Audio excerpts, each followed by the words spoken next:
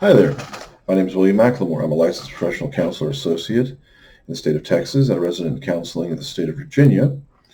And I work with veterans and first responders usually, or that's my population of choice. Um, so I joined the United States Army Reserves in 2000, and I served 2006 with a deployment to Iraq in 2005.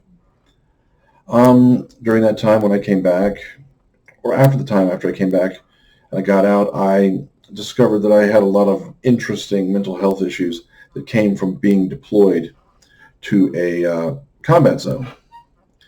And I ended up seeking out mental health help, seeking therapy.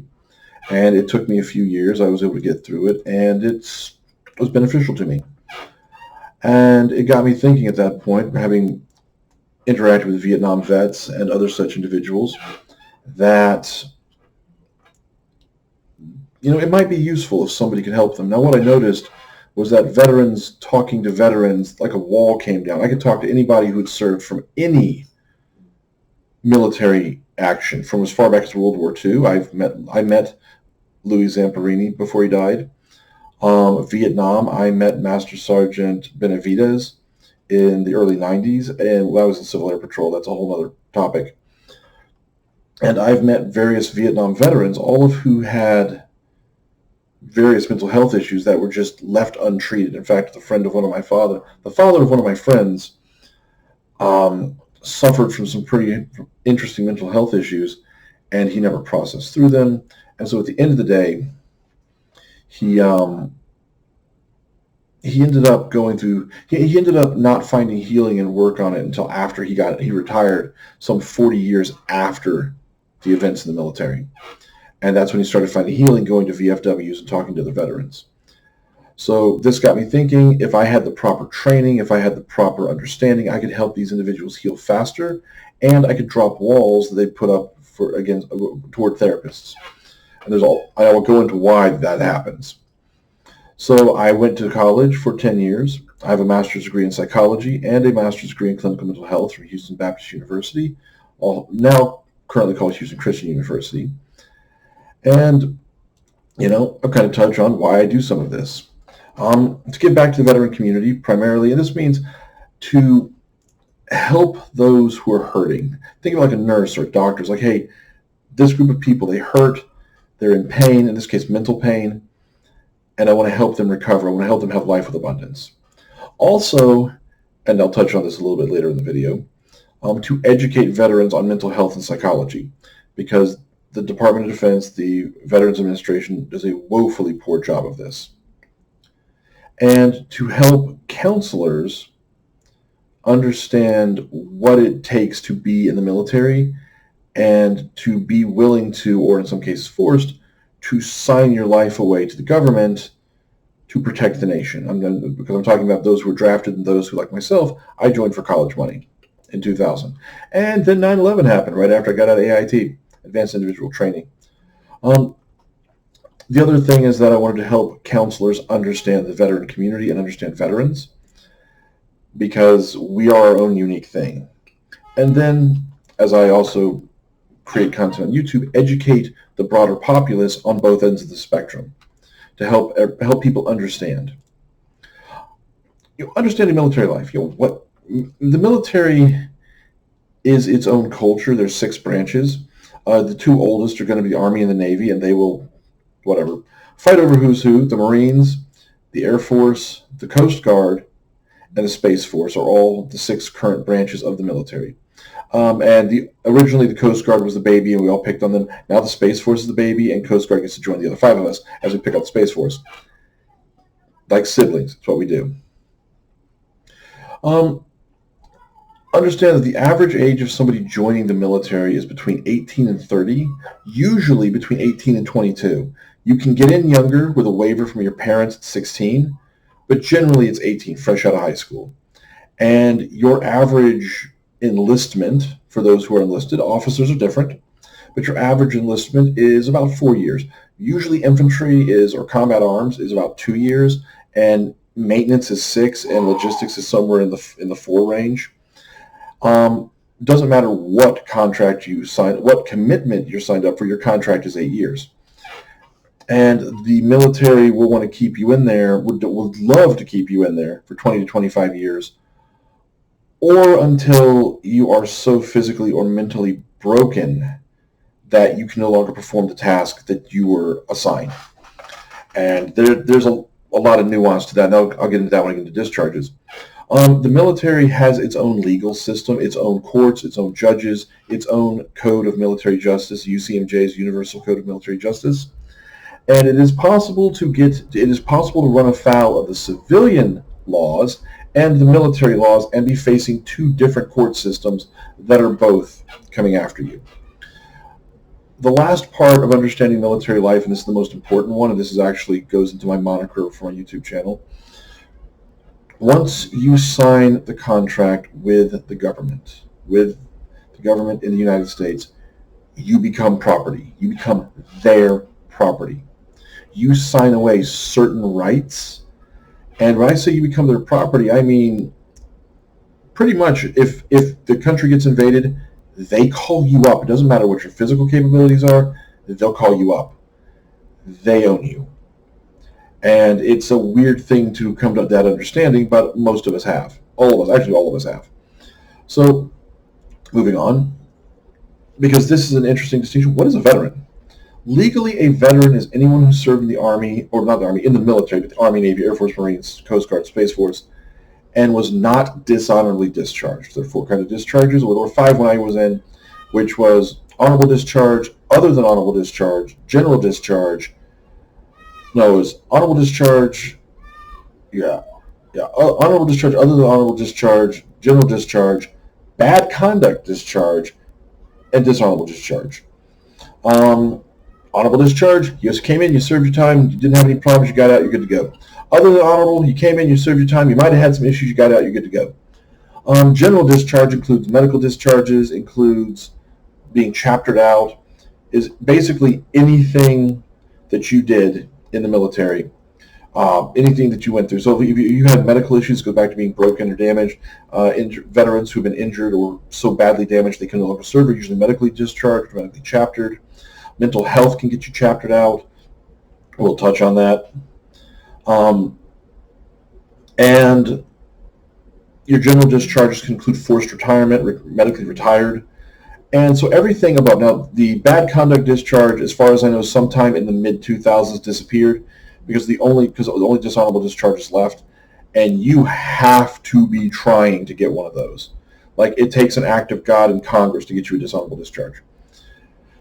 Now, within the military, there are sub-distinctions for what a veteran is, and this ties into, I'm sure you've heard the concept of stolen valor, where somebody who isn't a veteran or who is a veteran and claims to be doing something they didn't gets called out. And this is where, within the veteran ranks, this is where you'll see these distinctions.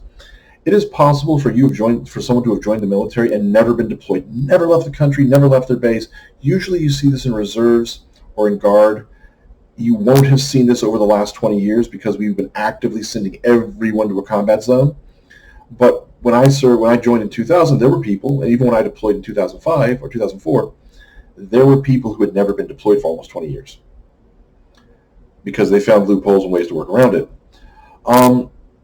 If you fell into that, when you were military personnel, you'd be a legal veteran, but everybody else in the veterans community, like, hey, you never deployed. You're just a soldier, sailor, airman, marine, guards, or coast guardsman, whatever they call the Space Force, because they didn't exist until well after this. But within the military, they will consider you a veteran and look upon you more not conveniently, but look upon you more likely, lovingly, or even more with more regard if you were deployed more than 90 days anywhere. The Navy's got this easy, generally speaking, because if you get deployed, if your station is on a ship like an aircraft carrier, a destroyer, a missile cruiser, a submarine, you're gone for up to a year on this ship sailing all over the place.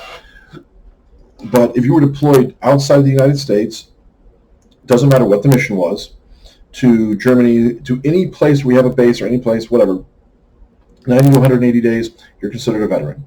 The only reason it's 180 days, 181 days, it doesn't really change much of the distinction. It's just a thing they have in there. Now this is something you see with a lot of veterans currently. If you were deployed to a war zone, this is going to be Iraq, Afghanistan, Syria, and by war zone, it's a place where we were at war. This would have been Korea in the 50s, Vietnam in the 60s, 70s. World War II in Japan, Germany, or either the theaters of war. You'd be considered a war zone veteran if you were in the war zone, but you never saw action, or you were never able to see action, which is a little different in World War II because of the nature of how they did things. But in our current state of things, there are individuals who were deployed to war zones or in support of war zones who were never in the war zones. Or there were also people who were stationed on FOBs. I was stationed on a FOB, which stands for Forward Operating Base when I was in Iraq, who never left the base. They would have been in a war. No, we got mortared. We got mortared, and we got RPGs and small arms fire from time to time. A lot more mortars than anything else. And so you were in a war zone, you were in harm's way, but you never left the safety of your base, the protected area. A lot of veterans say you were a war zone veteran or you were a FOBIT. It's kind of a derogatory term saying you never left the wire, went outside the base. Then you have combat veterans, and there's two distinctions of this. Your first kind is the kind who volunteered to go out on missions or was voluntold, which means you were just told you're doing this whether you like it or not, which is how you can have analysts, clerks, supply personnel, motor pools sent out because they need bodies in the vehicle to do something. We are all riflemen first. We're all riflemen first. Now, the difference here is if you're on a combat mission and you never saw combat, you are still technically a combat veteran because you left the wire, you went into danger, the enemy didn't choose to attack you, that's not your fault, and then you came back, and there wasn't any casualties. On the other end of this, you have the active combat veteran. This would be individuals who went out, kicked indoors, shot enemies, got ambushed, and returned fire. And I make that distinction because I volunteered for the convoy that took us from Kuwait to Iraq, or from Kuwait up to our FOB in Iraq, 2 days through the height of 2005's IED season. And while we were never IED'd, there are questions on whether we were ever fired on. We never had the opportunity to fire back because we could never spot the person shooting at us. And we were told very clearly, don't go firing off rounds into civilian areas because you don't know what you're going to hit. So did we come under attack? Not enough to stop the convoy. And did anybody get killed on it? No. But then you got your guys driving tanks, flying helicopters, getting shot at, firing weapons, combat veterans, direct combat veterans versus indirect combat veterans. But they're both combat veterans.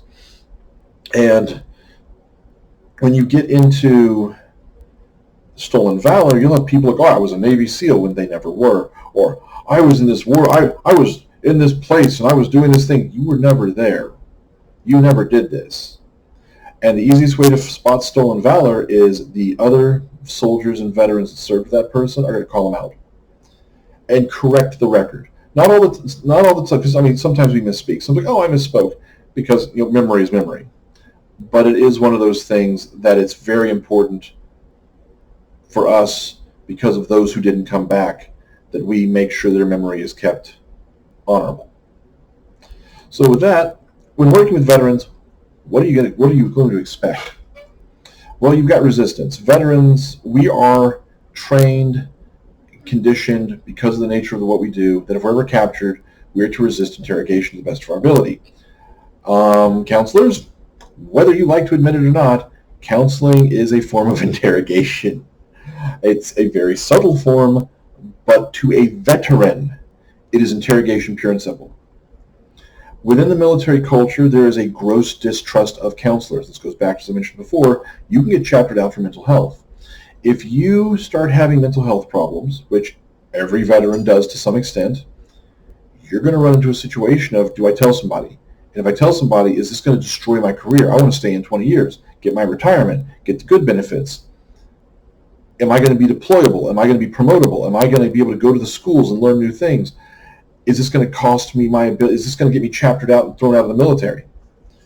Even with an honorable discharge where I get all my veterans benefits, is this going to end my career because I'm mildly depressed, or because I'm having a little bit of anxiety, or because I can't be able to process the emotion. And so we build up this distrust, which is further reinforced by our chain of commands. It's like, yeah, suck it up, buttercup. So we distrust counselors because we are trained to distrust counselors, because from a military cultural perspective, they're an existential threat to our career. We are also actively trained to repress our emotions, all except one. That one is anger. But we're trained to repress all the others because you don't have time to feel. You don't have time to feel. You don't have time to react. This comes from the mission first orientation that exists. In mission first orientation, your goal is to complete the mission. You don't have time to bleed. You don't have time to feel. The guy next to you just got killed. You don't have time to react to that. You just have time to complete the mission. And then you tell yourself, and here's the rationale, I don't have time to do any of this. I will do it when there's downtime. There's never enough downtime to process it. Many veterans think they can handle it, and this is where they'll turn to various forms of maladaptive coping mechanisms that become maladaptive. Some find God, or God, Allah, Yahweh, in the form of religion. I would have gone into the Hindi and the Shinto, but I'm not well versed in those. Buddhism, some go down the path of atheism, agnostics. Many go down the path of drinking, dipping tobacco, smoking tobacco, and when those things fail, they turn to harder stuff.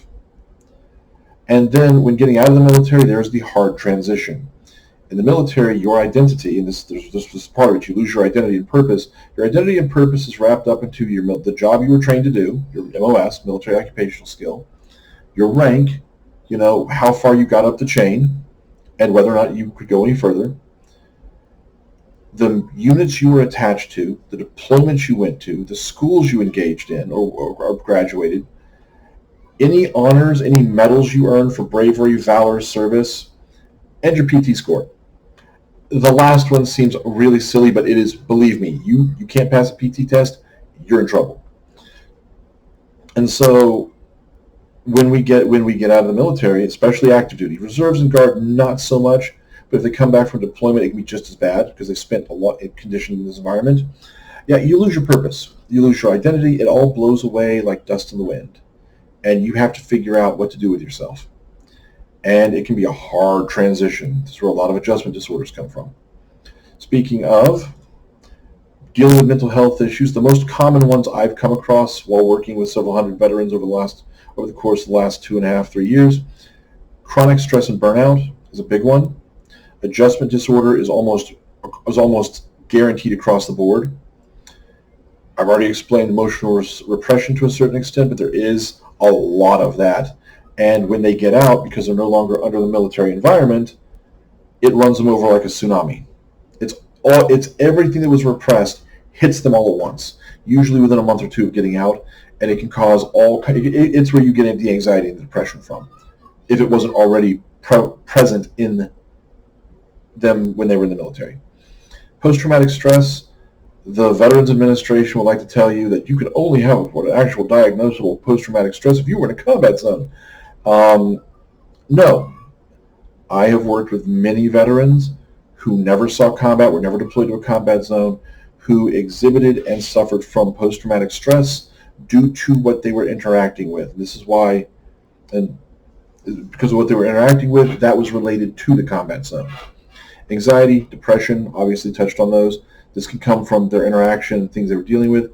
Chemical dependency, drugs, alcohol, using them as maladaptive coping mechanisms. Military sexual trauma is almost exclusively for women, but I have worked with some men that had this problem, or had this issue. And it's, as much as the military likes to downplay it, because again, they have their own justice system, so it's all kept in-house. Nobody finds out about it.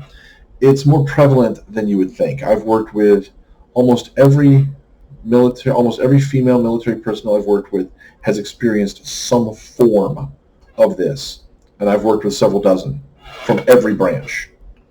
And then, of course, anger, because we're taught to express our anger only. And so when everything comes up, we just express the anger. It creates a great deal of energy. It allows us to express ourselves, but it is usually to the point that it becomes uncontrollable, and people will tell us we need anger management. Well, the fact of the matter is, we know how to manage our anger when we need to be angry. We don't know how to manage it when we don't need to be, because of the emotional repression. Less common, I have encountered learned helplessness. If you don't know what that is, B.F. Skinner, behavioral psychologist, his theories in behavioral psychology, Skinner box, learned helplessness. You keep trying to do something over and over again, the conditions don't change, and effectively you just give up. Learned helplessness. I have encountered this several times. Social anxiety, not like it's either not liking being around crowds, which this is a little bit more common, but it's not as common. That's why it's less common. Not liking to be around crowds, not liking to go in and out of places, that feeling of dread of just kind of like something's going to happen. Classical conditioning goes back to basic training, and when you're in a combat zone, learning techniques to keep you alive that do not translate to the civilian world. Specific phobias, I've run across some. Thanatophobia, which is the fear of yourself dying or somebody you know dying or a loved one dying, is, you'd be amazed how prevalent that is in the military. It doesn't show up often, but when it does, it's there. Traumatic exposure, which is the first step to post-traumatic stress, can come from any number of things. Usually, traumatic exposure is by itself isn't post-traumatic stress, and it's less common because if they have it, they'll have post-traumatic stress. But I have run into several veterans who just have traumatic exposure, and this could be looking at a dead body, seeing body dismembered bodies because of IEDs or fires or whatever else, dead children, dead women, you name it, traumatic exposure. Hypervigilance. We are trained to be vigilant. We are trained to look for places where we can be ambushed and attacked, and it can become, again, it's part of post-traumatic stress, but it can be its own thing on the side. The hypervigilance, and it's because we're trained. It's it's classically conditioned, it's trained, it's part of the military training, and sometimes we can't find the off switch. Just pure and simple. So, with all that said, my name is William McLemore. I'm a licensed professional counselor, associate in the state of Texas, a resident counselor in the state of Virginia. I'm looking to expand, of course. Hopefully, I have educated you on who I am, what I do, and why I do this. You can follow me on X at Theravet1979. The name that'll pop up is Government Property. Again, that's my YouTube channel. If you want, on my YouTube channel, I create videos that talk about veterans' mental health and about how to train counselors in working with veterans, and giving like deeper dives, explaining the deeper dives of all this. Hopefully you've enjoyed this. Hopefully this has been educational, and let me know. I'll catch you later. This is William McLemore as Government Property. Out.